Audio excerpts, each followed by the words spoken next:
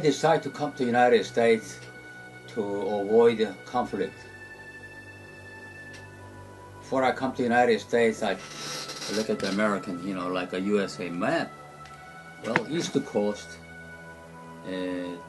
one of a Korean young man, his name is Henry Cho.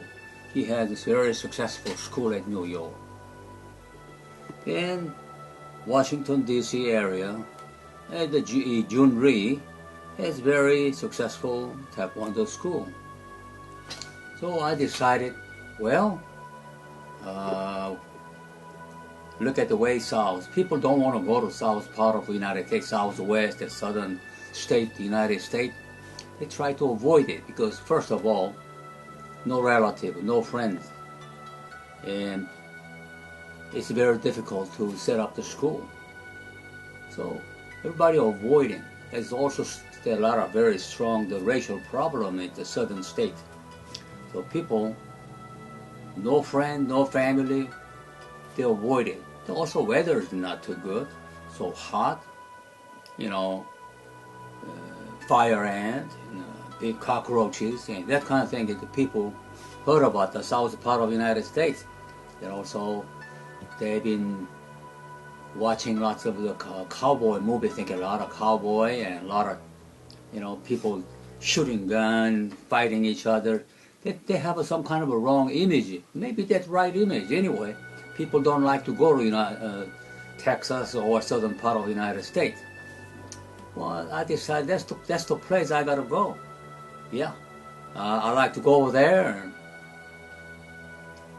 Unknown area. I like to share the knowledge with nobody over there, so I don't have to compete anybody. No conflict. Well, already at the time in Korea, I was a 6-degree black belt, one of the highest ranking in second generation in Korea.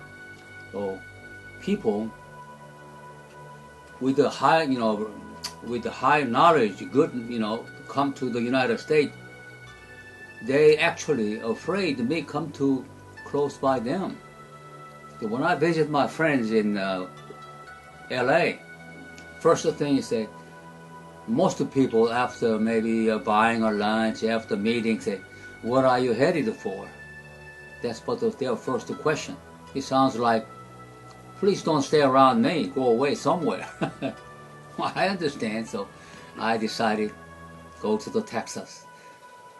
From the first in Korea, I decided to go to Houston, Texas. That's what I came here. Then I set up a very hard time in Houston, and I set up so many demonstrations on television shows for helping other people's to making their tournament successful. I've been doing a lot of television shows. I've been participating. Then finally, my school is slowly growing and successful. Then I heard that there are so many people, they start moving to Houston because I am successful here. They're coming to me, they ask me, will you please help me to set up the school around you? See, I told them, America is big. How come you trying to open school just maybe a couple of blocks away and maybe a few miles away? He said, well, please help me. I think it's maybe close by together, just like a restaurant together. All the Chinese restaurant, all Korean restaurant together, they do better business. I think you got the wrong idea. If you like to do, realize your dream, or if you like to set up your good, strong school, you better go somewhere else. There are a lot. America is so many places to go.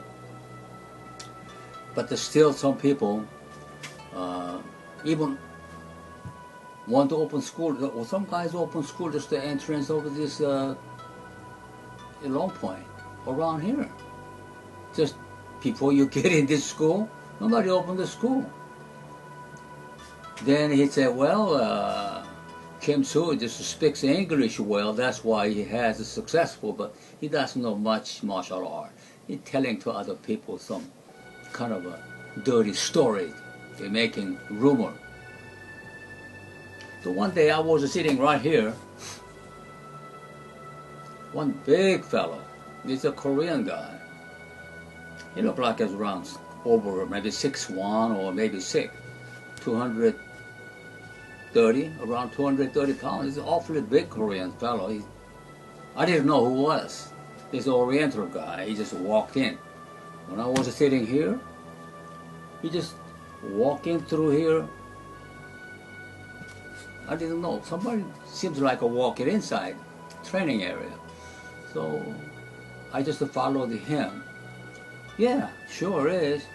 Main hall, inside the dojang, and inside the dojang, he just standing over there in front of the Korean flag. He was standing like that. He's an awfully big guy. Then I heard some people say some punk or maybe gangs or something, that kind of a people from LA. LA is some bigger Korean community. There are some kind of that kind of people's over there. So they invite to Houston. I don't know, maybe they tried to scare me or maybe try to have some kind of a making trouble. That's what I heard. And actually that guy is coming standing inside the dojo. Then I went over there, I told him, I think you are Korean. Are you Korean? That guy keep looking at me, didn't say anything. I know you are Korean fellow. You gotta, first of all, you need the proper etiquette. Inside the martial arts school, you gotta take your shoes off. Then also, you see the big Korean flag, American flag in front of you, show your attitude. You gotta bow to Korean flag. Then very nicely and also very sincere, calm down, and I was just talking to him to do that. He probably got surprised. I told him to bow to the flag, take your shoes off. He didn't say anything. Then I came to my office again. If you need to talk to me, if you like to, anything you want to talk to me, or just come to my office. Then I come back to my office and sit down. He didn't come, he didn't introduce himself. He just walked out, he left. Yeah, I didn't want to just go say something, I want to talk about any kind of business, anything like that. I think he just come over try to make him trouble. Then he goes standing inside the dojo with the shoes, standing like that. But that's not really the proper attitude for most Korean people who lives in America. Very patriotic. They bow to the flag and they like to have a flag. Then I told him, you gotta bow. He said, well, he turned around and he left. That's one of the self-defense instead of trouble, fighting.